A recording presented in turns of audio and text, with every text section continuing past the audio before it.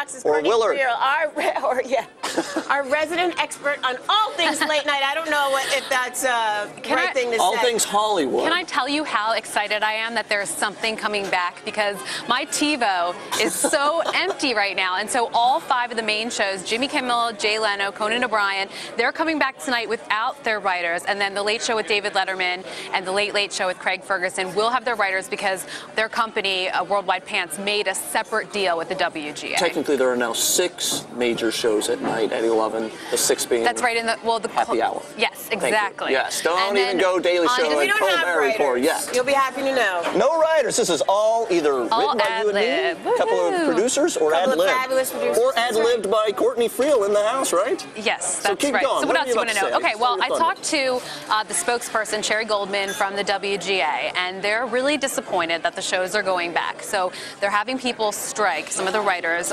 across the picket lines, outside of Rockefeller Center at 30 Rock at NBC, and then also at the Colbert Report and the Jon Stewart Show, which they'll be back on January 7th. Working? Are these? I mean, these guys are.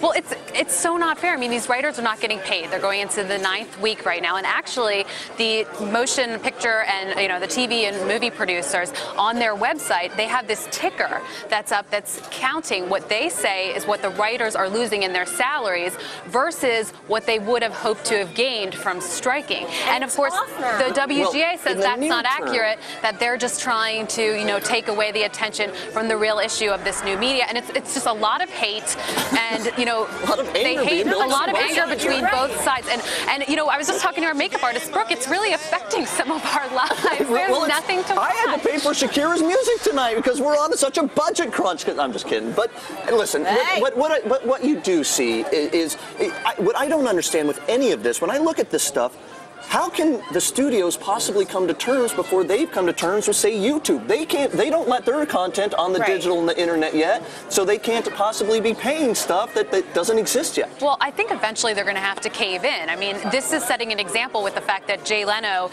doesn't have writers and David Letterman does. I mean, I'm sure because tonight they have Robin Williams, and then the musical guest is Shooter Jennings. So Robin Williams is a big WGA fan, and they're going to get the better guests because a lot of the actors won't cross the picket lines, and the WGA is saying do David Letterman, do The Late Show with Craig Ferguson, because those have already have a Lucy deal. Liu said she won't come out and she won't cross the picket line, so she won't come out for her new show. Yeah, and the thing is, the WGA, they want to, they're not protesting against Jay Leno. Like, they feel sympathy for him because they know it's NBC that runs the show ultimately. Like, Jay Leno is a member of the WGA. I got to tell you, that targeted picketing, that doesn't make any sense to me. I mean, you're either striking against it or you're not. It's not a strike against NBC and not Leno. It's a strike against the network. It's the same thing. We'll see what happens tonight because Jay Leno, Conan O'Brien, and Jimmy Kimmel are all in the WGA. So they've been,